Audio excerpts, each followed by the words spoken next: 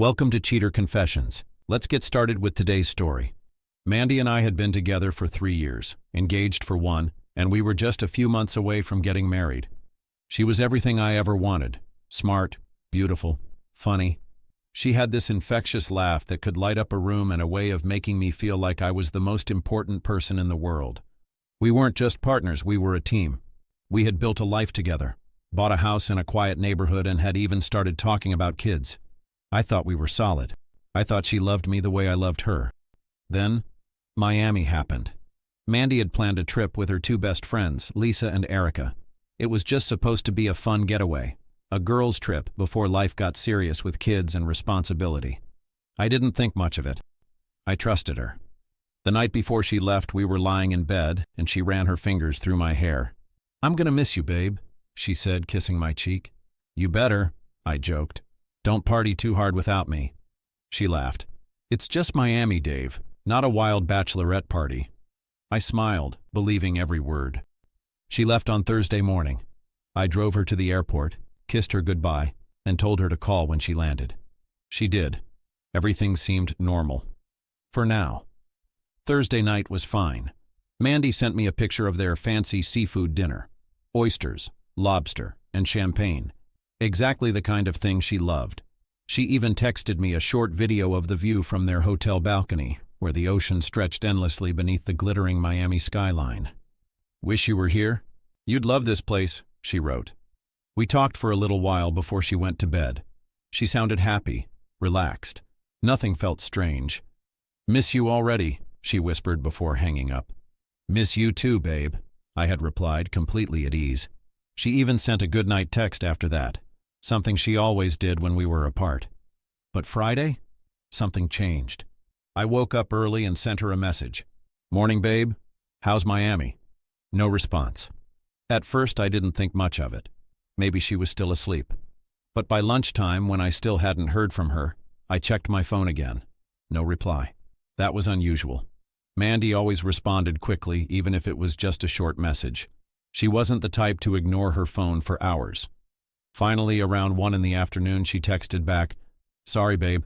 Just been super busy. Love you." That was it. No details, no emojis, no mention of what she had been up to. Just a generic, rushed response. I frowned, staring at the screen. Busy? Doing what? I tried to shake it off. Maybe they were sightseeing or out shopping. Maybe she was genuinely caught up in the moment. But something about the way she worded it felt distant. That night, I decided to call her. No answer. I waited 15 minutes and tried again. Straight to voicemail. I felt my chest tighten. Mandy always answered my calls, even when she was out. If she couldn't talk, she'd at least text me back. Something wasn't right. I checked her last online status. She had been active 10 minutes ago, so she was on her phone, just not talking to me. I tried calling again. Voicemail. I set my phone down, exhaling sharply. I wanted to believe I was overthinking it, that she was just having fun with her friends and I was being paranoid. But deep down, something was nagging at me, a feeling I couldn't shake. Something was wrong, and I was starting to realize it. The next morning, Mandy finally called me. Her voice was bright, almost too cheerful, as if nothing had happened. "Hey, babe," she said, her tone light and casual. "Sorry I didn't pick up last night. We went out and it got super late." I sat up in bed, rubbing my face. Something about her voice felt off, too smooth, too rehearsed. Still, I kept my tone normal. "Oh yeah? Where'd you go?" "Just some bar Lisa wanted to check out," she replied quickly. "Then we got tacos at this little place near the beach. It was so good." She was talking fast, as if trying to fill the space with details I didn't ask for. A little too much effort. I wanted to believe her. I really did. But the way she spoke made my stomach tighten. "Sounds fun. Wish I was there," I said, testing her reaction. "I know," she cooed. "I miss you."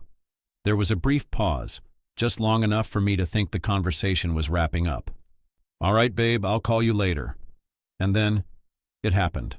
A man's voice. Deep, groggy, too close. "What are you doing? Come back to bed, baby." And just like that, the call cut off. I sat there, my phone still pressed against my ear, my entire body frozen, My heart pounded so hard I could hear it in my ears. What the hell was that? My mind raced, trying to make sense of what I just heard. Maybe it was the TV. Maybe it was some drunk guy messing around. Maybe one of her friends had a boyfriend staying at the hotel. I ran through every possible explanation, clinging to anything that didn't mean what I already knew deep down. No. There was no mistaking the tone in that voice. It was intimate, possessive.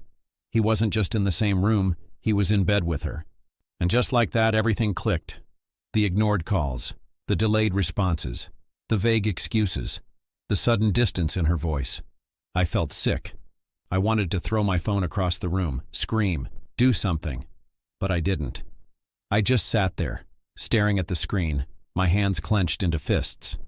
Mandy wasn't just out having fun with her friends. She was cheating on me. I couldn't sit with this feeling. My mind wouldn't stop racing, replaying that voice over and over in my head.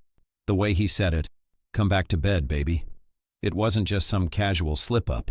It was a moment of intimacy that I was never supposed to hear. I needed proof, real proof. I wasn't about to confront Mandy and let her spin some lie about how I was overthinking things. That same day I hired a private investigator. His name was Ryan, older guy, ex-cop. I found him through a mutual contact, explained the situation, and wired him the money immediately. "Find her, take pictures, I need proof." "Understood. I'll be in Miami by tonight." I hung up and exhaled, gripping my phone so hard my fingers ached. This was happening. I had just hired someone to track my own fiancée. It felt insane, but deep down I knew. I was about to confirm the truth I had been trying to deny. The next day around noon, my phone buzzed. Ryan. My heart pounded as I grabbed the phone and picked up instantly. I found her. There was something in his tone. Pity. My stomach twisted into a tight knot. "And?" I braced myself, my grip tightening around the phone. "She's not just here with her friends, Dave, she's with a guy." The words landed like a gut punch. I swallowed hard, my throat suddenly dry. "What exactly did you see?" Ryan sighed, as if he hated being the one to tell me. "They're holding hands, hugging, kissing. I took pictures, sending them now." A moment later, my phone vibrated. I stared at the notification, hesitating. I don't know why. I already knew what I was about to see, but some small, pathetic part of me still wanted to believe there was another explanation, that I had somehow misunderstood, that I was wrong. I opened the first image.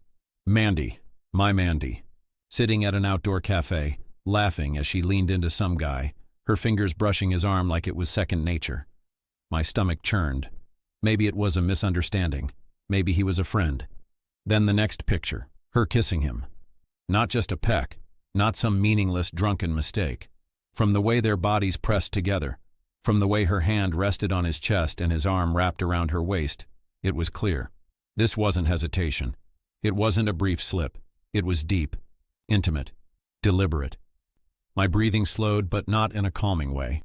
It felt measured, controlled, too controlled. I scrolled again. Another photo. Them walking hand in hand down the beach. Their heads tilted toward each other, bodies close, moving as one. Like a damn couple. Something inside me snapped. There it was. Cold, undeniable proof. My wife-to-be wasn't just enjoying a girl's trip in Miami. She was cheating on me, shamelessly, openly, without a care in the world. And she thought I'd never find out.